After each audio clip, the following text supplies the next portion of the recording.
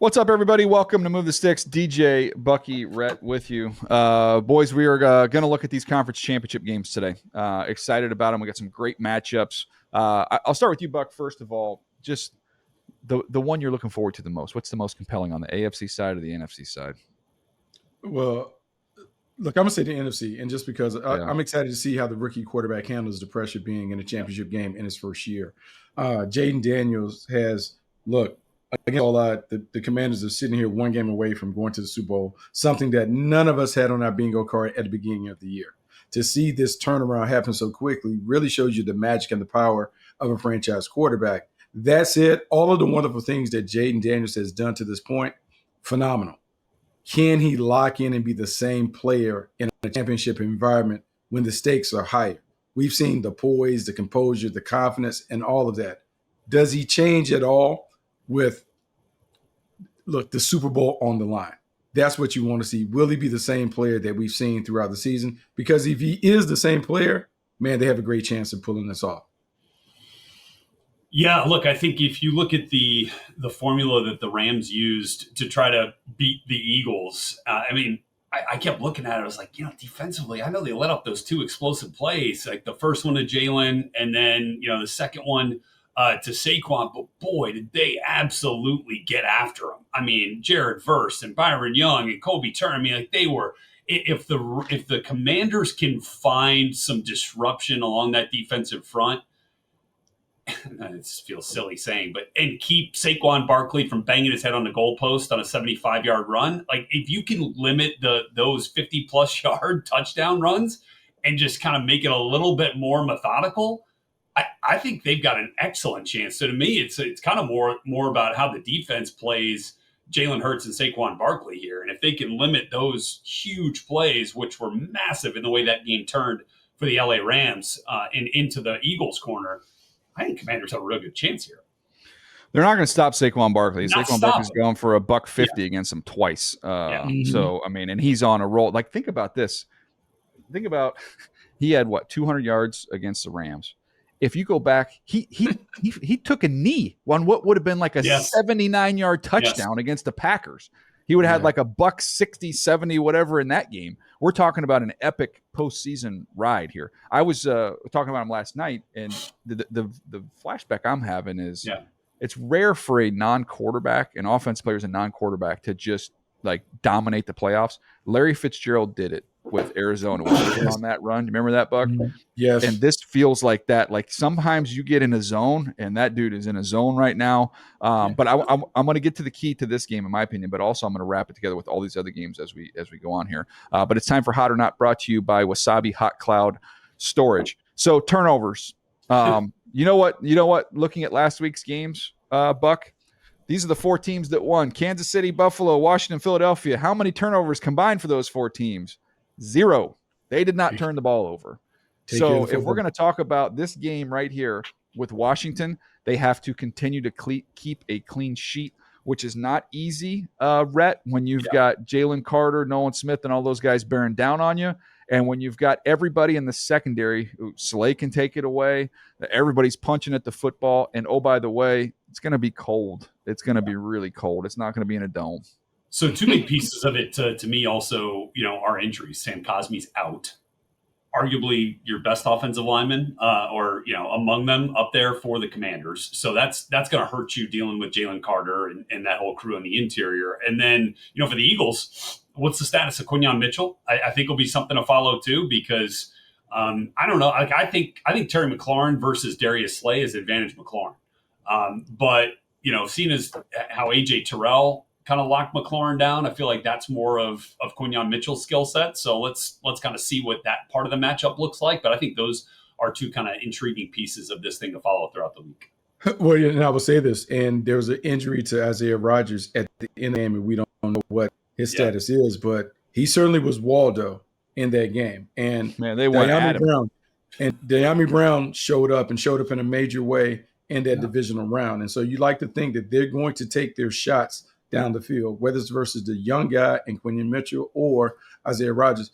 They're going to be some big play chances. Can the Commanders cash in on those chances if they're given the opportunity to push it down the field? So we'll see what happens with Jalen Hurts' health on that side of things.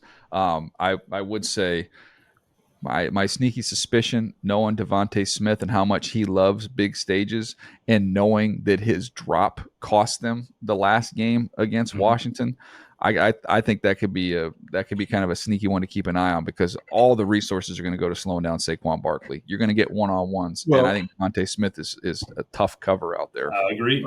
Yeah, so now let's be honest. This is why the Commanders made the move for Lattimore.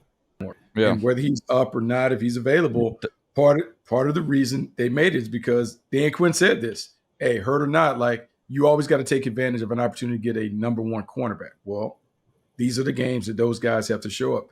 He hasn't played often for the Commanders, but if he does play, can he take on one of those matchups that allows you to devote extra resources to dealing with Saquon Barkley? Yeah, well, I mean, again, I think just to kind of put a bow on where we started with this whole thing, play clean. You've got to try and take the ball away if you can, but offensively, you've got to play clean, because, if we're talking about hot or not, like, man, it's not. You turn the ball over, you are not advancing. Yeah. That ain't going to be it. Yeah. That was this week's Hot or Not segment, brought to you by Wasabi Hot Cloud Storage. Store more and do more with your data. Try them for free at wasabi.com. All right, let's move on to the next the other game here. When you look on the other side in the AFC, Chiefs Bills, baby. One more time. Does this feel like?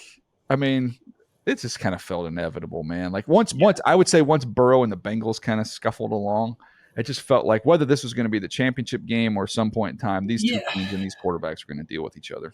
It did feel a little different to me, though, with Baltimore this year, and the way that Derrick Henry was running the ball late, that maybe that they would have a shot to be that team. But yeah, I mean, like this, if you'd have told us this was going to happen before. Now, look, actually, you go back to it before the season. I don't know that we all thought that this was necessarily going to be the way that the Bills were going, to find themselves in an AFC championship game, as more of a physical run first type of team, but still allowing, Josh to put that cape on and become Superman when they need him to, like he has. But their defense has played a lot better. Matt Milano coming back, I think, has been huge for them too. Huge in the run game. And so that'll be big here. You kind of make that one-dimensional for Kansas City. They're not the explosive team that they have been. But how do you deal with Kelsey, who proved he could still get open in the big moments like he did against the Houston Texans there, and they had some busted coverages, which is unfortunate against one of the top targets. But this is going to be a lot of fun. But I really like the Bills' chances in this one. I really do. Buck, what do you think? No, look, man, it's kind of like one of those moments, man, where we've seen so many championship teams have to go through this. It's very reminiscent of, like, as a kid watching the Bulls go through the Pistons and finally having to vanquish the bully. And so for the Buffalo Bills, this is the opportunity to do it. It's not only the fact that they beat them in the regular season, but going all the way back a few years ago when they had the game, 13 seconds left. All they got to do is finish the deal. This is that full circle moment for them to do it, because if they're able to knock this off, it really opens the gates for them to not only win the Super Bowl, but to be the team that we talk about. But can they lock in mentally and not worry about all the previous failures and take this game for what it is? One game to get it done, lock in, do the same things that they've done throughout the year, which is take care of the ball. Josh Allen not trying to get outside of himself, just do what the defense gives you. If you do that, they have a great chance to win. I think real quick, Rhett, on that game, you go back to their earlier meeting this year, and Josh Allen ran the ball, I think 12 times. So that's got to be a part of it. He had 12 carries for 55 yards and a touchdown, which was the icer late in that ball game. But I think Josh looks fresh. He's probably as healthy as he's been at this point in time in the season that I can ever remember. He's coming off of a game where really not much was required of him, to be honest, against Baltimore. They, just kind of played a clean game, nothing special. I think he's got to change the math a little bit, and you change the math by what you do as a runner. So I would look for him to get double-digit carries again. And then on the other side of it, if they're going to, stop KC, you go back to that first meeting. Travis Kelce had 2 catches for 8 yards in that one, and make him left-handed. We say it all the time. Don't do what Houston did, which is play zone and ask Al-Shaair to try and locate Kelce in space. That was a nightmare. So you got to get on him at the line of scrimmage, no free releases, and make these other receivers beat you. If they beat you with Xavier Worthy and Hopkins, tip your cap, but you can't let Kelsey go out there and get 100 yards. Yeah, and Mahomes had 2 picks in that game too. You think about that part of it. The other thing is like remember when the Chiefs traded away Tyreek Hill, right? It forced a different way to play the game. For basically the same kind of way we're seeing it now from Kansas City. It almost feels like that's what's happened in Buffalo too. Once they got rid of Stephon Diggs and Gabe Davis, that it's become a little bit more half a court. a little bit more half court, right? A little bit more of what we saw from Kansas. And obviously, Kansas City's still in an AFC Championship game every year and in the Super Bowl more often than not. So I think this formula has worked well for Buffalo, kind of in a similar way as it did for Kansas City. Man, this is such a thing. So it's funny that you talk about Pat Mahomes and the 2 interceptions. He has quietly curbed all the turnovers and eliminated all of that from his game. And if he continues to be efficient and do what Pat Mahomes tends to do in the postseason, which is extend plays with his legs, make a handful of plays, draw a penalty or 2 on a late slide or something that he does outside the pocket to lead to another 15 to 30 yards, this is what the Kansas City Chiefs do. Like, they find ways to win. And look, at home, he's 13-2 in the postseason at home. It is hard to knock them off in that building. The crowd, the noise, the environment, all of those things play a part of it. Man, it's an uphill road that they have to travel for Buffalo. And it's just, as much as I want to see the Bills, it's hard for me to say that the Bills are going to win because I've seen this movie. I feel like I've seen all these movies before. And at the end of the movie, we're going to see Pat Mahomes gets the Lamar Hunt trophy as they make their way to another Super Bowl. All right, guys, let's go back to the NFC. And I'm going to tell you that Washington, now this is going to be hard, Buck, because Jaden Daniels is the central figure here. But if Washington goes into Philly and shocks the world and gets to a Super Bowl in Jaden Daniels' rookie season, who's going to be the sidekick? Who's going to be the one who was pivotal for them to win that ball game? Bobby Wagner. And the reason why I'm going to take Bobby Wagner is not because of the plays he'll make directly, but Bobby Wagner's ability to be the traffic cop for a defense that has to play lights out. His leadership ability, the pedigree, all of those things, I think about a calming influence for a defense that has some youth and inexperience in the back end. To me, it's Bobby Wagner's show. Part of the reason Dan Quinn made him the first guy that he brought over is because he wanted that extension of himself on the field. To me, this is when Bobby Wagner's presence pays off for the Commanders. I swear to you, I was going with Frankie Louvu. So let's go. Let's go there, with the linebackers. Yeah, the second level, man, those off the ball backers. If they are uncovered with an opportunity to tackle Saquon Barkley for a 4-yard gain and not a 44-yard gain, that is what is going to be huge for the Washington Commanders. Limiting those explosive plays, and they will play a big part of it. So will Jeremy Chin, and so will some of those other guys for Washington. But to me, those two off-the-ball backers have to be all over the place. And they have to be they have to kind of set up a force field at that 5-yard mark. Like, you cannot have Saquon Barkley consistently going for 7, for 8, for 17, and 19. It's going to be game over before it even gets started. Yeah, I'm going to go just for the storyline and Zach Ertz going back into Philly with the fun interaction. I guess I use that word, which Sirianni and him had.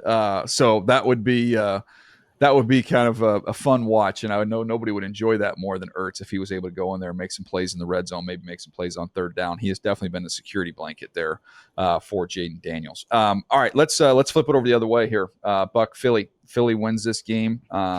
Jalen Hurts, we don't know right now as we're recording this what the health situation is, but who else? And look, Saquon Barkley's low-hanging fruit. Let's acknowledge he's going to be the dude. So let's go with somebody else. Oh, no, it's the combo platter on the perimeter. Is A.J. Brown and Devontae Smith, 1A, 1B in the passing game. The receivers have been bored all year. The receivers have been kind of keeping their frustrations to themselves. This is the game where they get rewarded for their patience. They have to be big parts of this game. I cannot imagine in any world that Dan Quinn is going to say, hey, I'm going to let 26 beat me. I'm going to take my chances seeing if Jalen Hurts and the Eagles passing game can get on track. Remember, this passing game has struggled most of the season in terms of the consistency. Well, I'm going to test them. I'm going to go one-on-one. I'm going to match up. I'm going to bring heat at Jalen Hurts, and I'm going to see if these two playmakers on the outside can beat us, because that's the only way that they can win, right? The only way that the Commanders can win is they got to sell out to stop Saquon Barkley. So this, to me, is an A.J. Brown, Devontae Smith, that type of game. Yeah, I'll look at Cooper DeJean, to me, out in space in the nickel and the slot. I think he's going to see Jaden Daniels a bunch. And I think his ability to tackle in space is going to be huge in this game. Again, preventing those explosive plays, preventing those heartbreaker plays, like those soul crushers where it's 3rd and 18 and Daniels escapes contain and he goes for 21. And like that's the play where you think you're getting off the field and then it doesn't happen. So to me, that's where I go. Cooper DeJean. You could maybe throw, the other exciting white in there and Reed Blankenship at the safety spot. CJ Gardner-Johnson fits that bill too. Those guys that are going to have to tackle in space, I think, will be huge. Yeah, I'm going to go dead middle of the field and Zach Bond. Zach Bond's had an unbelievable year. I just think he has a chance to have the most impact on the game. And when you're up against a dual threat quarterback who's throwing it all over the place and also can run it, I think whoever's in the middle of the field has a chance to have the most impact. That's Jalen Carter in front of him, which would be an obvious one. But I think Zach Bond, who's played lights out all year long. So I think he would be one definitely to keep an eye on. All right, Buck, if Kansas City gets to yet another Super Bowl outside of Mahomes, who's going to be the key pivotal person here?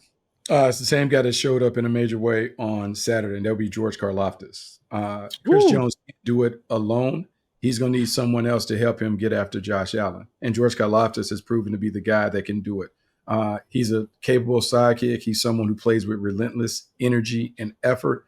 And as Steve Spagnuolo is prone to do in these high leverage moments, what is he going to do? Blitz. And blitz pressure creates one-on-one opportunities for Karlaftis to get free. To me, is George Karlaftis being the Robin to Chris Jones's Batman. I'll go with Isaiah Pacheco. I don't think we've seen enough from the Chiefs' run game. Didn't see any of it. Yeah. Didn't see 50 yards against the Texans. I think that's got to be a bigger piece of the puzzle for Kansas City to get past a team like Buffalo, who has shown at times that they've had some vulnerabilities there, although they were okay against Baltimore, but I still think that's the place that the Kansas City Chiefs can go to find some space. I'm going to have a very weird one for you on Kansas City here, because I feel like this might be – well, no, I'm going to go special teams, but I'm not going Butker. Okay. I'm going to go with Matt Araiza. This feels like a very close game. Look at how Buffalo played last week, right? Hey, we're not going to make mistakes. We're going to wait. Well, look how Kansas City plays. We're not going to make mistakes. I think this could be like a sneaky, low-scoring game. And the simple fact of somebody who can flip the field, and Araiza's got a huge leg. So he pins them inside the 10 a few times. He could end up being a major X factor in this ball game. So that's my off the radar one. And it might be a little personal if you kind of think about all the with the Bills. I didn't even think about that. Yeah, that's right. Yeah, it might be an opportunity to the ultimate get back for Araiza. That's a good storyline. Fascinating on that one. All right, Houston. Houston's out. Buffalo. I don't think they're going to make it. Buffalo. Buffalo X Factor. Oh, man. There's so many different ways. The obvious one would be James Cook, but I believe it's going to have to be someone in the passing game that has a big game. And to me, I'm going to say Khalil Shakir. As much as I'd like to think about the other guys, Amari Cooper and those things, Shakir has been kind of like the steadying force in terms of the big plays that have come in the passing game. They will need to generate some explosives in the passing game, and I think he is the one that can deliver it. Curtis Samuel has made it exciting. He's appeared a few different times, but I think Khalil Shakir is the one. Yeah, for me, it's Osiris Torrance on the interior of that Buffalo offensive line as being one of those guys that has to deal with Jalen Carter, or that has to deal with Chris Jones, rather. I think that's something. I mean, this Buffalo offensive line probably doesn't get as much credit as it should. That's a good bunch. Like, that is a good tackles are really good too. Indeed, Spencer Brown and Deion Dawkins. But I think Osiris Torrance has been kind of underrated, really, really good on the interior for them at that right guard spot, McGovern at the center spot. I think those guys will have to find a way. And I know Chris can line up anywhere, right, on that defensive front. But I just think that if they want to get some ground game going the way that they have this season, the way that has benefited them this season, big Osiris Torrance will play a role. I'm going to go a combo platter. I'm going to say the two tight ends for Buffalo.